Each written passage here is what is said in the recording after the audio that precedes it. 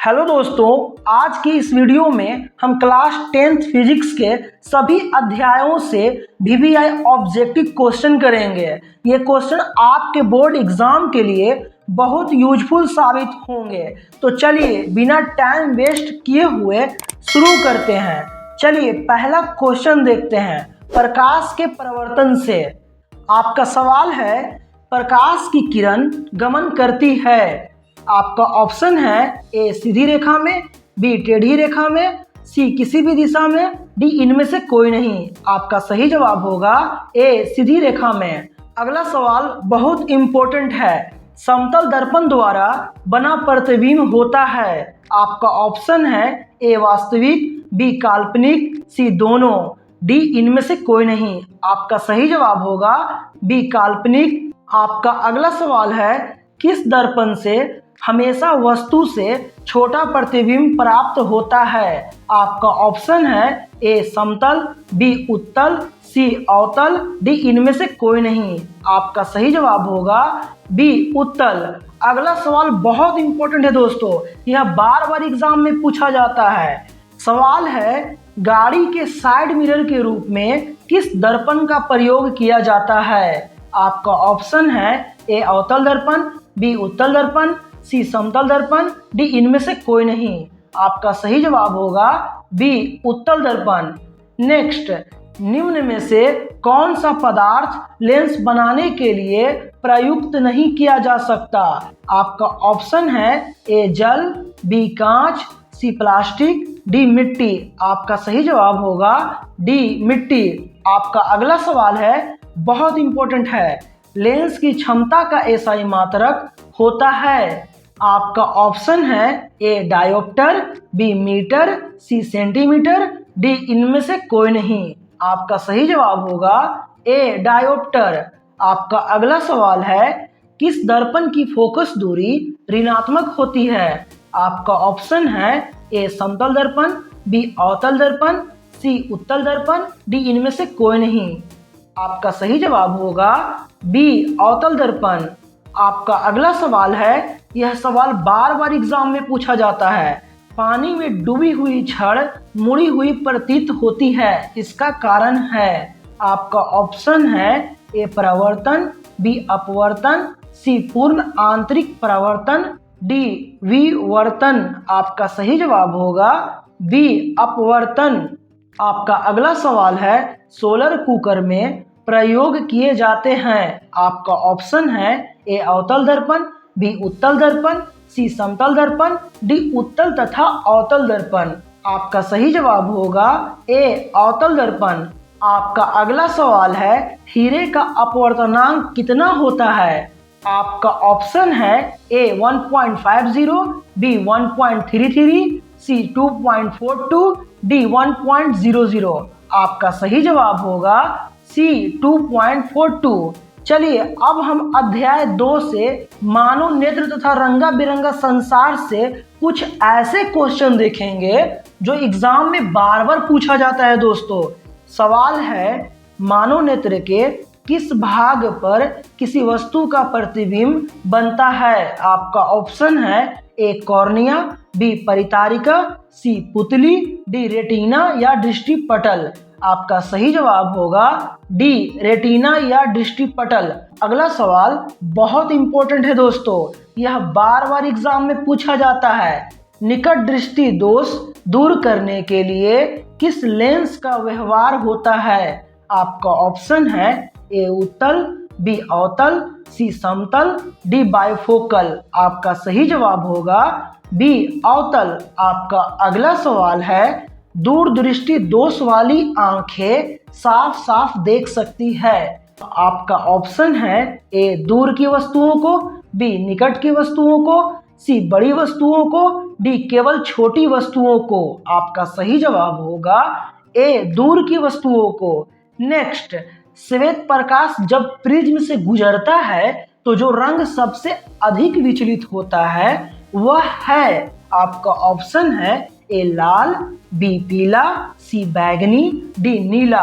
आपका सही जवाब होगा सी बैगनी। आपका अगला सवाल है, चंद्रमा पर खड़े अंतरिक्ष यात्री को आकाश कैसा प्रतीत होता है? आपका ऑप्शन है ए नीला, बी उजला, सी लाल, डी काला। आपका सही जवाब होगा डी काला।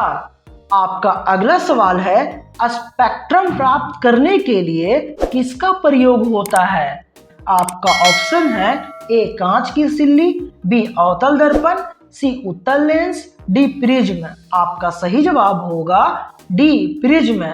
नेक्स्ट, एक स्वस्थ मानव नेत्र के लिए निकट तथा दूर बिंदु क्रमशः होते हैं। आपका ऑप्शन है ए 0 एवं 25 मीटर, बी 0 एवं अनंत, सी 25 सेमी एवं 250 सेमी, डी 25 सेमी एवं अनंत।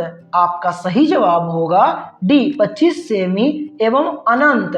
आपका अगला सवाल है, आंख की पुतली किस प्रकार कार्य करती है? आपका ऑप्शन है ए द्विक तंत्रिका की भांति, बी पुतली की भांति, सी परितारिका की भांति, डी परिवर्ती द्वारक की भांति।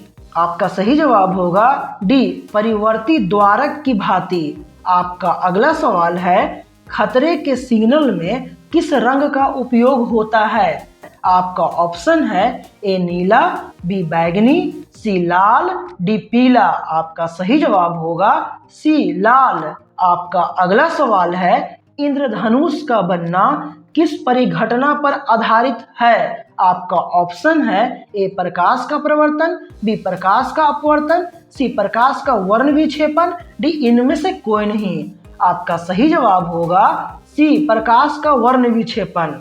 चलिए अब हम अगला अध्याय देखेंगे, विद्युत धारा। सवाल है, विद्युत धारा का एसआई मात्रक है? आपका ऑप्शन है A watt, B volt, C ohm, D ampere. आपका सही जवाब होगा डी एम्पियर। आपका अगला सवाल है, प्रतिरोध का एसआई मात्रक क्या है? आपका ऑप्शन है A joule, B ampere, C watt, D ohm. आपका सही जवाब होगा डी ओम। आपका अगला सवाल बहुत इंपॉर्टेंट है दोस्तों, विभवांतर का एसआई मात्रक क्या होता है? आपका ऑप्शन है A joule, B watt, C ampere, D volt. आपका सही जवाब होगा डी वोल्ट। नेक्स्ट, विद्युत बल्ब का तंतु बना होता है। मतलब दोस्तों, विद्युत बल्ब का जो फिलामेंट होता है वह बना होता है। आपका ऑप्शन है ए लोहे का, बी तांबा का, सी टंगस्टन का, डी एल्युमिनियम का। आपका सही जवाब होगा सी टंगस्टन का। आपका अगला सवाल है, 1 किलोवाट घंटा तुल्य है। आपका ऑप्शन है ए 3.6 × 10⁻6 जूल, बी 3.6 × 10⁻3 जूल, सी 3600 जूल, डी 36 जूल। आपका सही जवाब होगा ए 3.6 × 10⁻6 जूल। आपका अगला सवाल है, घरों में विद्युत से दुर्घटना किसके कारण होती है? आपका ऑप्शन है ए फ्यूज तार, बी शॉर्ट सर्किट, सी उच्च धारा प्रवाह, डी इनमें से कोई नहीं। आपका सही जवाब होगा बी शॉर्ट सर्किट। आपका अगला सवाल है, ओम के नियम को परिभाषित करने में किसका मान अचर होता है? आपका ऑप्शन है ए विभवांतर, बी धारा, सी ताप, डी इनमें से कोई नहीं। आपका सही जवाब होगा सी ताप। आपका अगला सवाल है, विद्युत शक्ति का एसआई मात्रक होता है। आपका ऑप्शन है A volt, B watt, C joule, D coulomb. आपका सही जवाब होगा बी वॉट। नेक्स्ट, आमीटर को विद्युत परिपथ में कैसे जोड़ा जाता है? आपका ऑप्शन है ए श्रेणी क्रम में, बी पार्श्व क्रम में यानी समांतर में, सी ए और बी दोनों में, डी इनमें से कोई नहीं। आपका सही जवाब होगा ए श्रेणी क्रम में।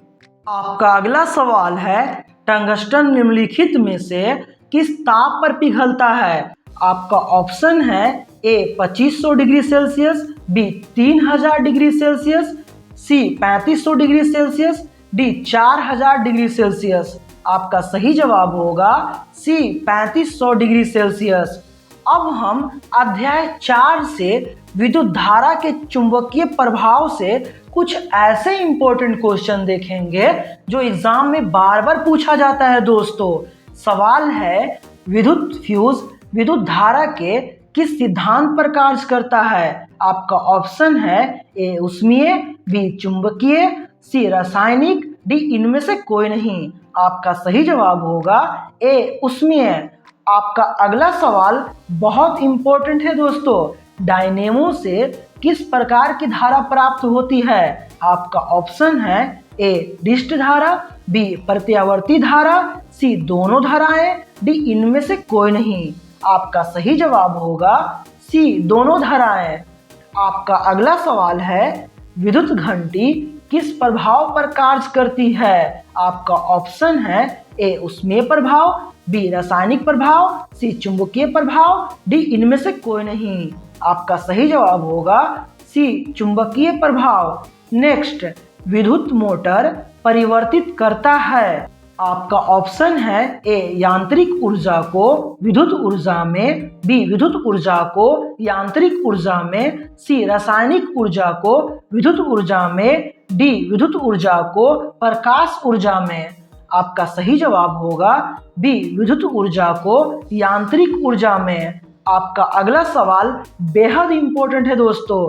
हमारे घरों में जो विद्युत आपूर्ति की जाती है वह है, आपका ऑप्शन है ए 220 वोल्ट पर दिष्ट धारा होती है, बी 12 वोल्ट पर दिष्ट धारा होती है, सी 220 वोल्ट पर प्रत्यावर्ती धारा होती है, डी 12 वोल्ट पर प्रत्यावर्ती धारा होती है। आपका सही जवाब होगा सी 220 वोल्ट पर प्रत्यावर्ती धारा होती है। आपका अगला सवाल है, लघुपथन के समय परिपथ में विद्युत धारा का मान। आपका ऑप्शन है ए बहुत कम हो जाता है, बी परिवर्तित नहीं होता है, सी बहुत अधिक बढ़ जाता है, डी निरंतर परिवर्तित होता है। आपका सही जवाब होगा सी बहुत अधिक बढ़ जाता है। आपका अगला सवाल है, चुंबकीय क्षेत्र का एसआई मात्रक है। आपका ऑप्शन है ए वेबर, बी टेस्ला, सी फैराडे, डी इनमें से कोई नहीं। आपका सही जवाब होगा बी टेस्ला। नेक्स्ट, फ्लेमिंग के वाम हस्त नियम में अंगूठा किसकी दिशा का संकेत करता है? यह बहुत इंपॉर्टेंट क्वेश्चन है दोस्तों। आपका ऑप्शन है ए धारा का, बी चुंबकीय क्षेत्र का, सी बल्ब का, डी इनमें से कोई नहीं। आपका सही जवाब होगा सी बल्ब का। आपका अगला सवाल है, डायनेमो का सिद्धांत आधारित है। आपका ऑप्शन है ए विद्युत चुंबकीय प्रेरण पर, बी प्रेरित विद्युत पर, सी धारा के ऊष्मीय प्रभाव पर, डी इनमें से कोई नहीं। आपका सही जवाब होगा ए विद्युत चुंबकीय प्रेरण पर। आपका अगला सवाल है, स्विच लगाए जाते हैं। आपका ऑप्शन है ए ठंडे तार में, बी गर्म तार में, सी भूयोजित तार में, डी इनमें से सभी में। आपका सही जवाब होगा बी गर्म तार में। अब हम अध्याय 5 से ऊर्जा के स्रोत से कुछ ऐसे इंपॉर्टेंट क्वेश्चन देखेंगे दोस्तों जो एग्जाम में बार बार पूछे जाते हैं। सवाल है, निम्न में से कौन बायोगैस ईंधन का स्रोत नहीं है? आपका ऑप्शन है ए लकड़ी, बी गोबर गैस, सी नाभिकीय ऊर्जा, डी कोयला। आपका सही जवाब होगा सी नाभिकीय ऊर्जा। आपका अगला सवाल है, जीवाश्मी ईंधन का उदाहरण है। आपका ऑप्शन है ए कोयला, बी लकड़ी, सी गोबर गैस, डी ये सभी। आपका सही जवाब होगा ए कोयला। नेक्स्ट, सौर सेल बनाने के लिए किसका उपयोग किया जाता है? यह पूछा जाता है दोस्तों। सौर सेल बनाने के लिए किसका उपयोग किया जाता है? आपका ऑप्शन है ए लोहा, बी चांदी, सी तांबा, डी सिलिकॉन। आपका सही जवाब होगा डी सिलिकॉन। आपका अगला सवाल है, पवन चक्की से उपयोगी ऊर्जा प्राप्त करने के लिए पवन की न्यूनतम वेग होनी चाहिए। आपका ऑप्शन है ए 15 किलोमीटर प्रति घंटा, बी 20 किलोमीटर प्रति घंटा, सी 5 किलोमीटर प्रति घंटा, डी 40 किलोमीटर प्रति घंटा। आपका सही जवाब होगा ए 15 किलोमीटर प्रति घंटा। नेक्स्ट, गर्म जल प्राप्त करने के लिए हम सौर जल तापक का उपयोग किस दिन नहीं कर सकते? आपका ऑप्शन है ए धूप वाले दिन, बी बादलों वाले दिन, सी गर्म दिन, डी पवनों वाले दिन। आपका सही जवाब होगा बी बादलों वाले दिन। नेक्स्ट, ऊर्जा का सबसे अधिक प्रत्यक्ष एवं विशाल स्रोत क्या है? आपका ऑप्शन है ए कोयला, बी बिजली, सी सूर्य, डी परमाणु बम। आपका सही जवाब होगा सी सूर्य।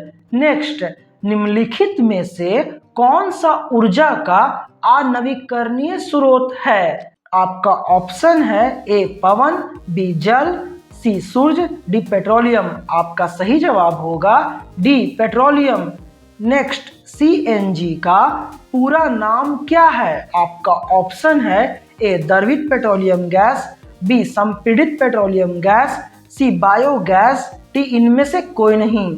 आपका सही जवाब होगा बी संपीड़ित प्राकृतिक गैस। आपका अगला सवाल है, नरोरा नाभिकीय विद्युत संयंत्र किस राज्य में स्थित है? आपका ऑप्शन है ए राजस्थान, बी महाराष्ट्र, सी उत्तर प्रदेश, डी गुजरात। आपका सही जवाब होगा सी उत्तर प्रदेश।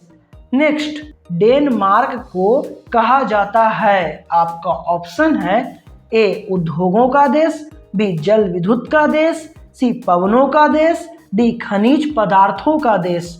आपका सही जवाब होगा सी पवनों का देश। और दोस्तों, इसी के साथ हमारा क्लास 10th फिजिक्स का यह महामैराथन समाप्त होता है। आज हमने प्रकाश के रहस्यों से लेकर मानव नेत्र की कार्य प्रणाली, विद्युत के चमत्कार और ऊर्जा स्रोतों तक हर उस महत्वपूर्ण टॉपिक को समझा जो न सिर्फ आपकी परीक्षा के लिए बल्कि हमारी रोजमर्रा की जिंदगी को समझने के लिए भी जरूरी है।